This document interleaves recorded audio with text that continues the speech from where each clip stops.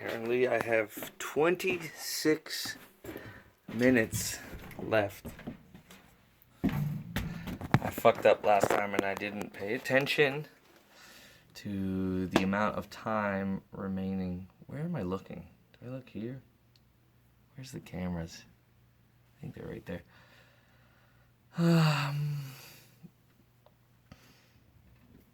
Yeah.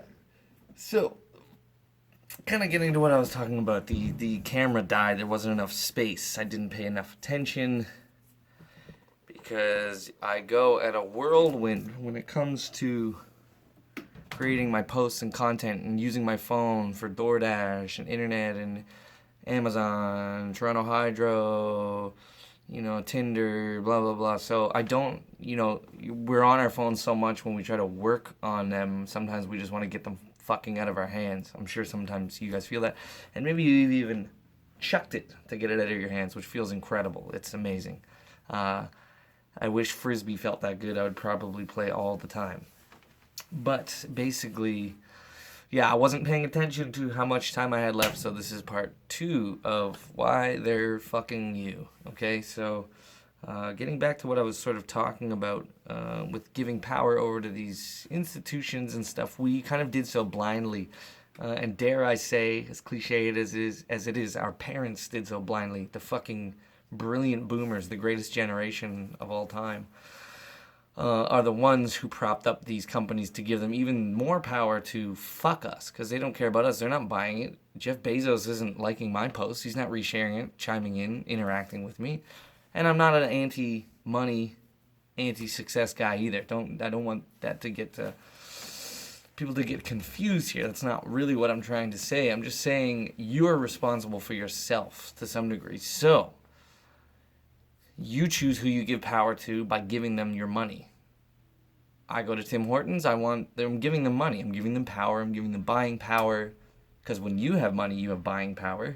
You can do stuff like buy Tim Hortons. So why wouldn't it work any different with them? When they have money, they can buy what they want. And maybe that's shares in like ExxonMobil. Or maybe, I don't know. Who knows what sort of things that they may want to do with their money. I don't know. I don't pay much attention. But you have to be very careful at the same time as well when you give power over to these people, even though sometimes you don't even know you are.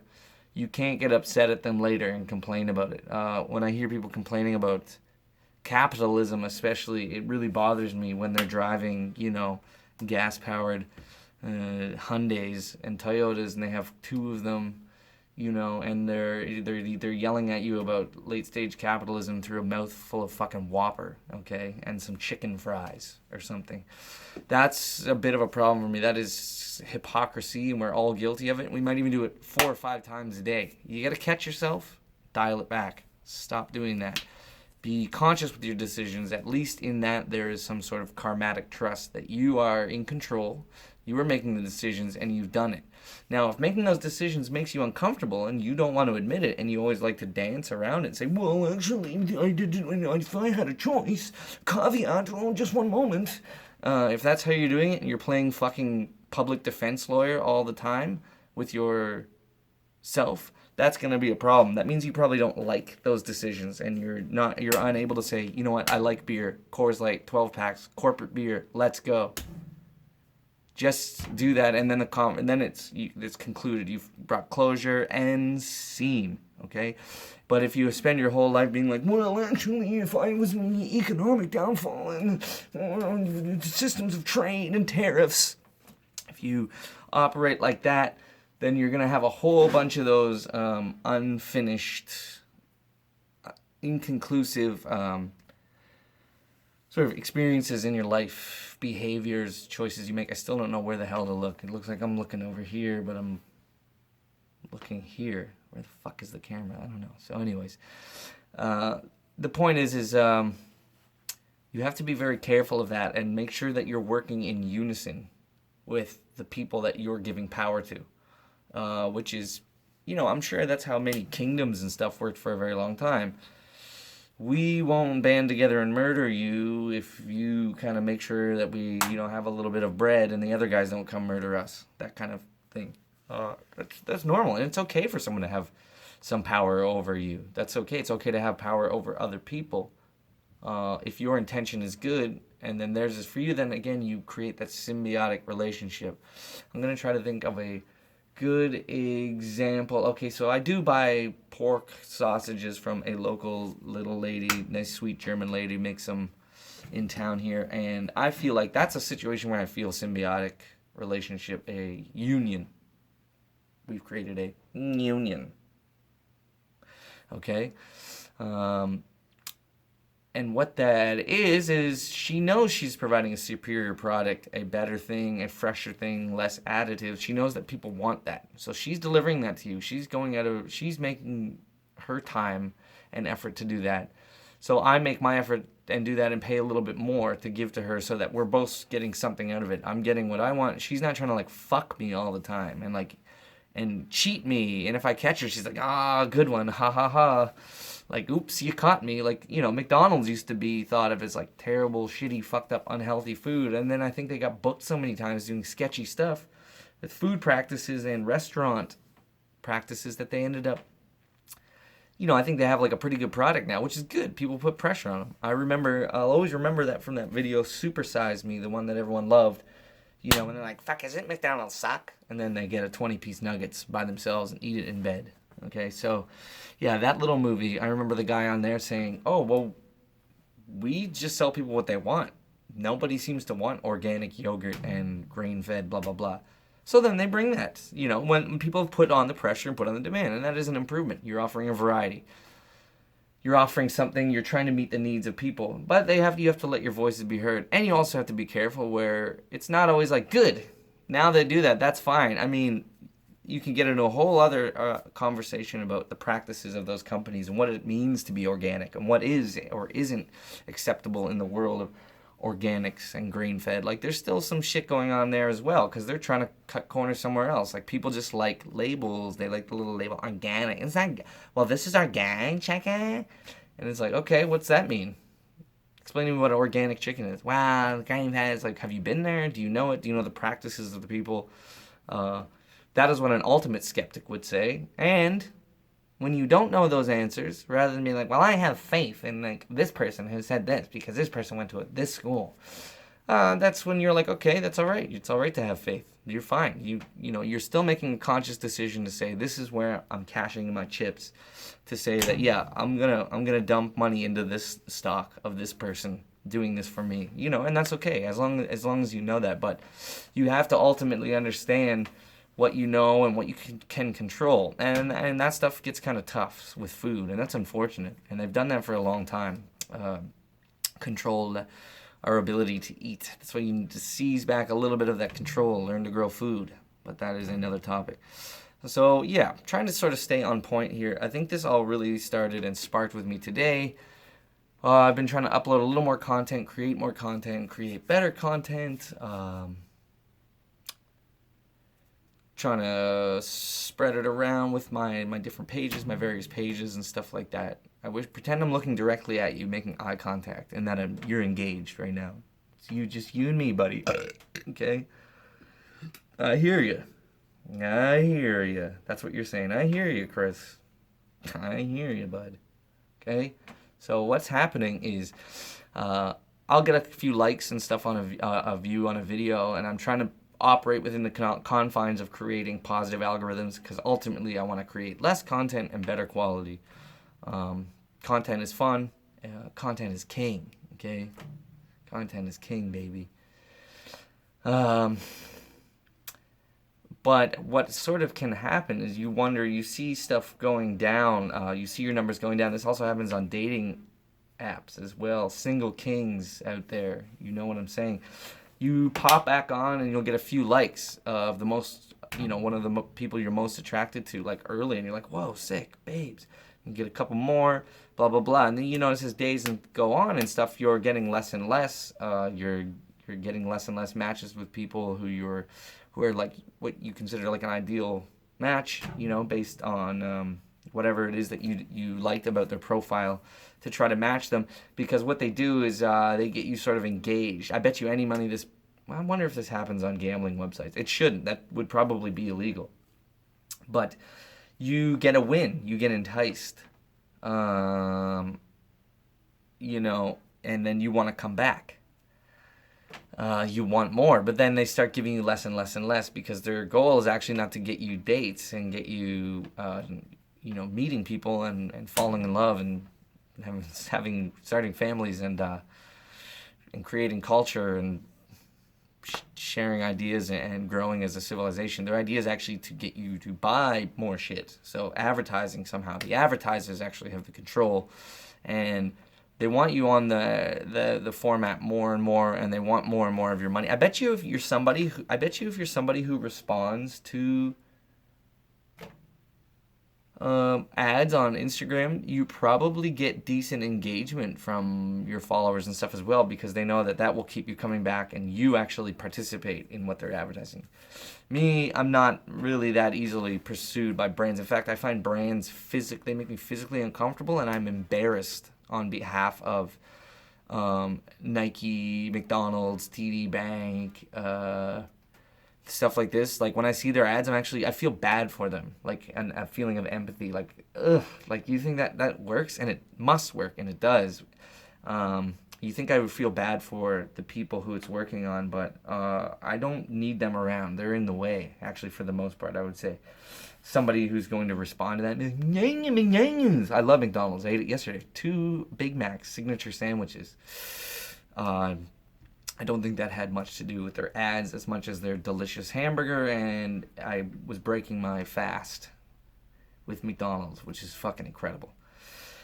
So, you know what I mean? Like the way that they and the way that these big social media platforms and websites and net-based things in general, very advertiser-based, especially Instagram. It's not a secret that they are way more interested in the needs of the advertisers and not the users. I had some really bad spamming lately, people who are trying to get like dick pics, like hot babes out of nowhere showing me their asshole, being like, where's your dick? And it's like, yeah, okay, whoever from, I'm not going to say where I think they might be from.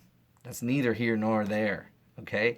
But I had my suspicions, and what you find, I tried to report them, and they make reporting spam and harassment, and they make it really difficult and really vague, and like I didn't get any response back, and that person actually upped the harassment, so I don't know what happened. But they don't care about me, they care about the advertisers. They want me on there to buy from the advertisers who pay them. I am not generating profit for Instagram. I am sucking the resource. They need the advertisers to pay for what they're giving me for free, okay? So that makes sense and everything, but what they do is now I'm somebody who's trying to create more content, trying to get views, put time and effort into it. A 60-second video that I do usually takes me almost an hour to do, editing, doing takes, the minimal shitty lighting I have. Any other creators out there understand that. And yes, I'm calling myself a creator, okay, for lack of a better term right now. It's not as easy as just being like zing, bing, bing, bunk, okay? You gotta get a right angle, even getting this sort of squared up, finding where the light hit me the best, given what I have to work with. So what has happened is we voted for it. We upvoted them. We've been complaining for years. My generation, they're like, it's crazy. I'm on my phone all day. I'm like addicted to my phone. Beep, beep, beep, beep, but doing nothing about it. If only we were able to joke about alcohol and drug addiction like that, we'd probably be at a better place. Very, very difficult because we've given the power over to them. Now it's chopped down, and now Facebook owns Instagram, and it's eventually going to be like 2 or 3 websites that just sell us fucking Doritos all day, okay? We voted for it, and it'd be nice to take some of the power back. Shout out Zach De La Rocha in Toronto tonight. Go see him. Or Saturday or whatever. Or come see me in Truro at Ravanna's Pizza. Yes, so it's going to be hard. It's actually going to be harder now because we've given up a little bit to these companies, but we need to find some way to sort of get traffic off of these platforms. So I suggest people get their own websites happening, somehow, or working with other platforms. The only problem is these other platforms, once they get bigger, they just become YouTubes and stuff. Like, that's just how it happens. It's the same way as, like, Joe Mayer, who's like, "Oh, I'm going to pave these streets and fix these potholes." Like, before you know it, he's just, he becomes like every other politician. He becomes a Donald Trump or a Joe Biden or somebody most people don't really like, because for some reason a large portion of the population, about half, don't trust them. And the other half that do are probably being lied to, and I would say probably 75 or 80% of the people are correct to not trust those people. It's hard to get up there. So I don't really know what the solution is, but I do know that there are some people out there who are successful, who have been able to sort of get traffic back off of these websites and to on their own. Because I'm sitting out here, putting some time into these content, expecting my numbers to grow, trying to get hashtags, trying to participate in engagement, which I want to do, trying to do all these things, and I'm trying to research about it and learn about it, and then sure, maybe some of the posts just suck, which is why they're getting 1 and 2 likes and stuff. But it's like, it's kind of hard to go from like 20, a lot of likes and stuff come from people who just like you and support you, which is cool. So I don't understand how I go from getting like 28 and 30 to eventually, like, for days and days in a row, 1 and 2, 2 and 3.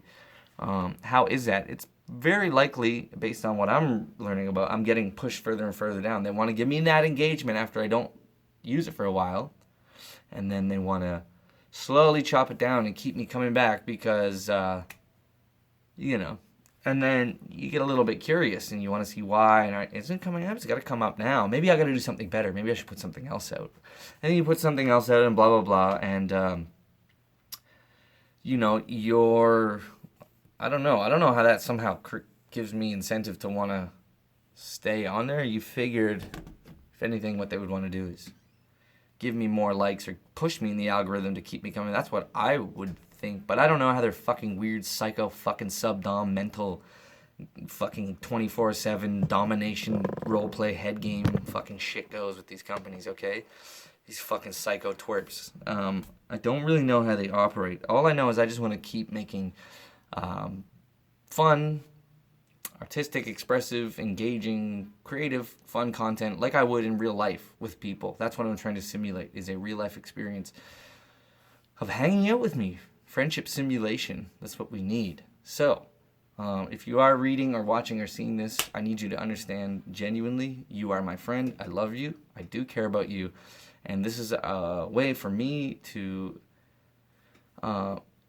give you friendship at your convenience. That's probably my greatest disappointment in the world, is how your friends inconvenience you. Those are the last people you want inconveniencing you. I don't mind if cab driver, store owner, or something inconveniences me. I can tell them to go fuck themselves, or they can tell me to fuck myself if that is in fact the correct response, and we can go about our day. It's hard with friends when they don't, and family and loved ones, when they don't understand and respect your time. So this is a way for me to sort of do that. If you would like me to do that more, then do the things that help the algorithm to have me come up more. Even help me get popular and turn notifications off. There's other people that might like it more. Okay, unless you think I should go away. Which, who would think that? Steer old Chris. So yeah, like, share, subscribe, comment, share, link, get notifications. Tell your mom, tell your dad, tell your friends, hide your kids, hide your wife. We're coming for you, baby. Success boys, stand up.